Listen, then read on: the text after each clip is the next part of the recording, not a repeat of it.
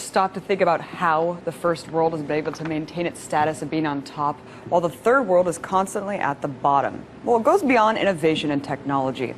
What if I were to tell you this world order is in fact covertly manufactured by corporations and governments that feed off the demise of these countries? Well, that's exactly what my next guest has revealed in his tell-all book called Confessions of an Economic Hitman. So now to talk about his experience as an economic hitman, making the rich richer, the poor poorer, and the grave implications that follow, I'm joined by the author himself, economist John Perkins. John, thanks so much for coming on. It's great to be with you, Abby. Thank you. So for people who haven't read the book, who don't know who you are, tell our audience just really straightforward, what is an economic hitman? Well, I think it's safe to say that economic hitmen have created the world's first truly global empire. And it's the first empire created primarily without the military.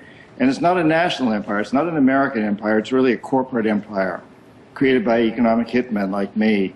We work many different ways, but perhaps the most common is that we will identify a country that has resources our corporations covet, like oil, arrange huge loans to that country from the World Bank and other international banks, but the money never actually goes to the country.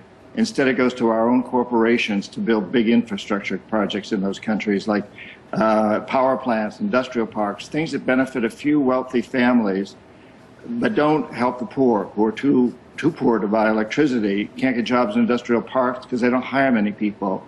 And yet they are left holding a huge debt that they can't possibly repay. So at some point we go back and say, hey, you can't pay your debt, so sell your oil or whatever the resource is real cheap to our corporations. Allow us to build a military base on your soil, that sort of thing. And in the few cases where we fail, where the governments don't agree to these terms, the jackals go in. And these are people that either overthrow governments or assassinate their leaders. And I talk in my books about how I failed with the president of Ecuador, Jaime Roldos, and of Panama, Omar Torrijos. And because they wouldn't buy into these deals, both of them were assassinated. And of course, the IMF and World Bank are used as tools for the economic hitman to go in and keep these debts going with these countries. What entities? You just said that it's not the United States, it's the corporate control, it's the corporate empire. What entities are involved in this operation? I mean, are we just talking about corporations facilitating these deals, or are they working in concert with governments?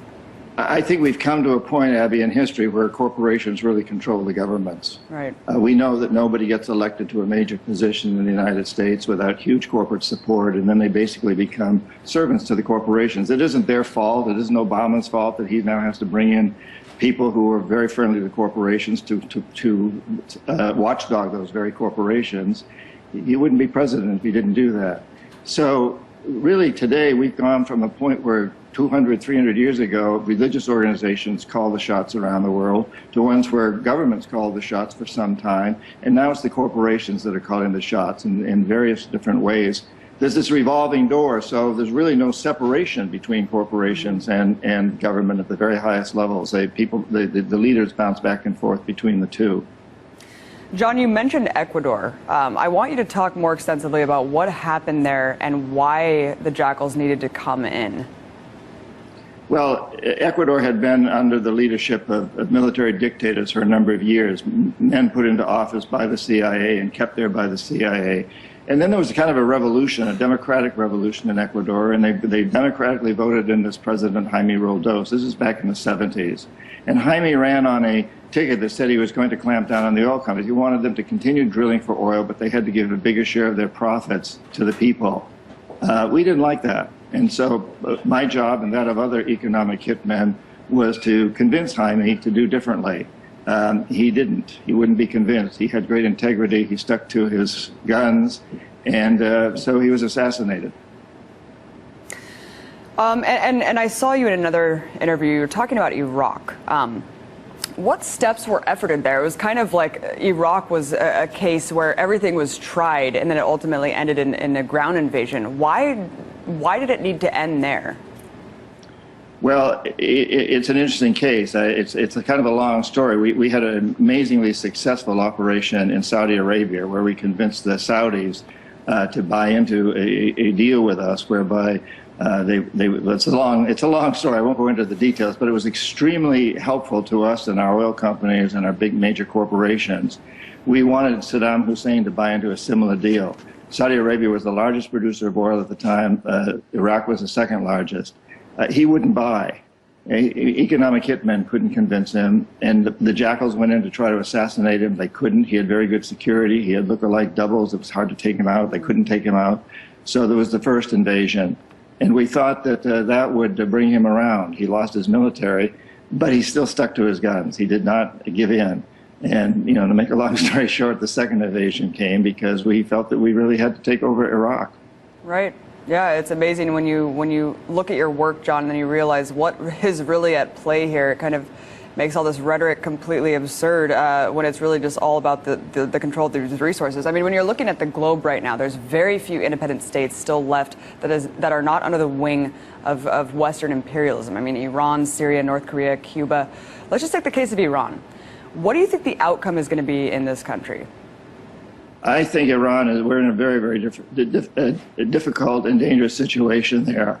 I was just meeting here a couple of days ago with a group of people from the Middle East and Russia who are convinced that the reason we're going after Syria and Assad is because he is the defense for Iran. Mm-hmm. So we take Syria, the next step is taking Iran. And then conceivably, we will try to take more control over Russia. That was the fear of the Russians, because Russia has a lot of oil and gas and is raising its head again. I don't know. That's conjecture. But certainly what we do know is that we see Iran as a country with tremendous resources in terms of oil and gas, and in a very crucial position, geographically speaking, and also a country that's threatening to sell oil for something other than dollars. We don't like it. That undermines our whole system of currency here, our Federal Reserve. And whenever leaders threaten to do that, as Gaddafi did, and as Saddam Hussein did, and now as the Iranians are doing, we take great exception. I don't believe that Iran is really about the nuclear issue so much as it's about a much larger geopolitical, economic issue.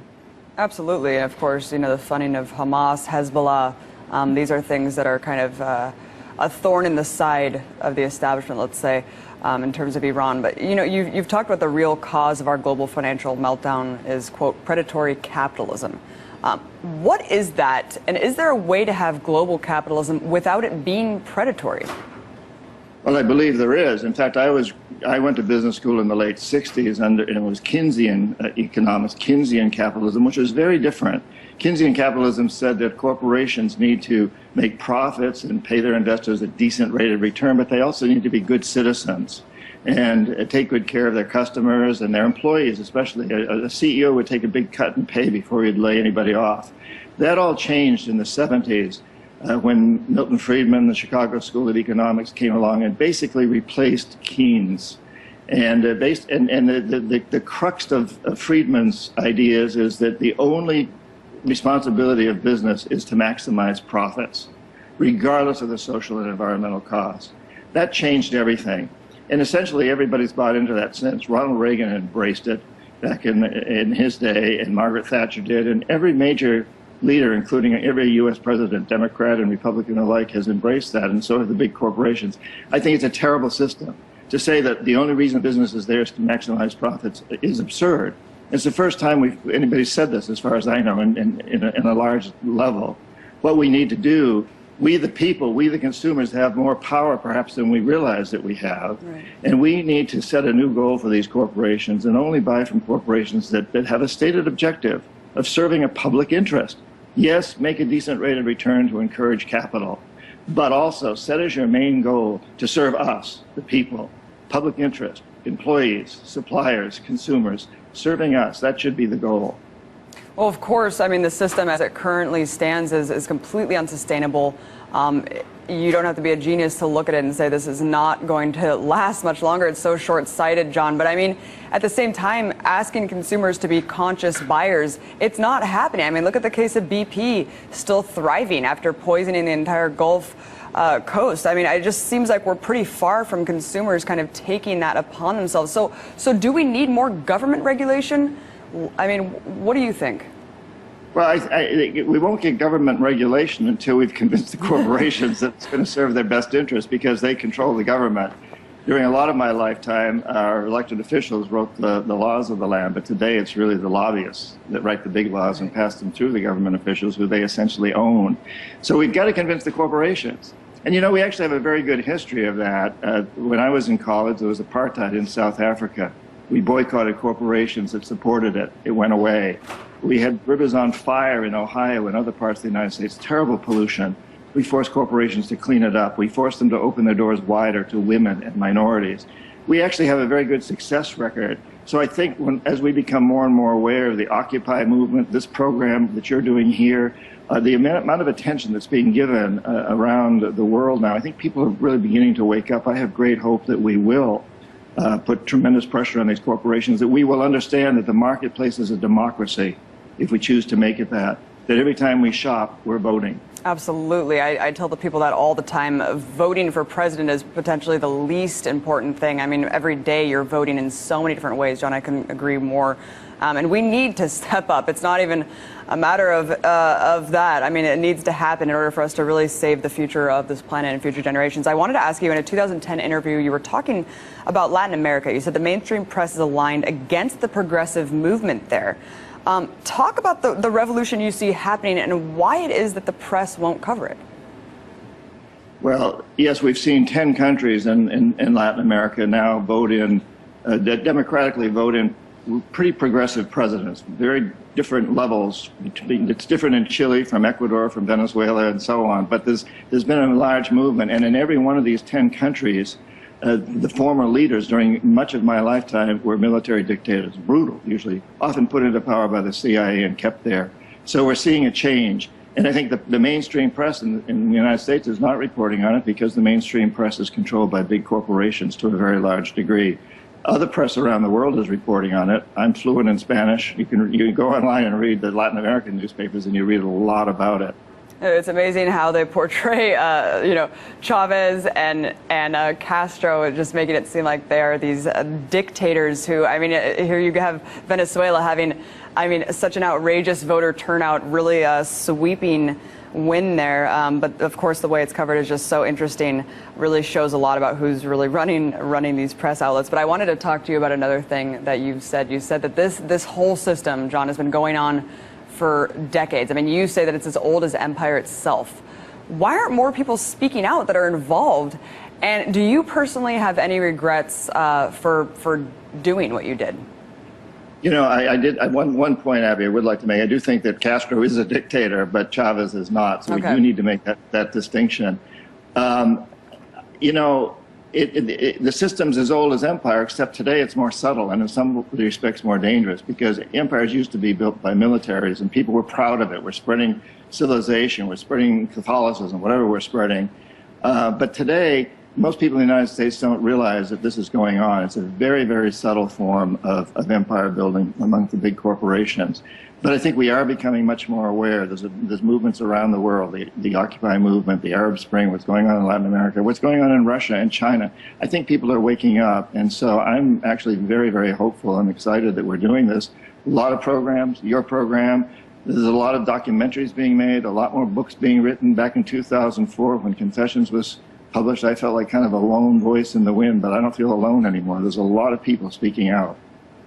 Amazing. And John, thank you so much for speaking out, bringing these issues to light. I mean, the second that you start talking about them, you realize how obvious it really is, how the world is really being run right now. And I really can't thank you enough for coming on the show. I'm a huge fan of your work. John Perkins, economist and author of Confessions of an Economic Hitman. My pleasure, Abby. Thank you.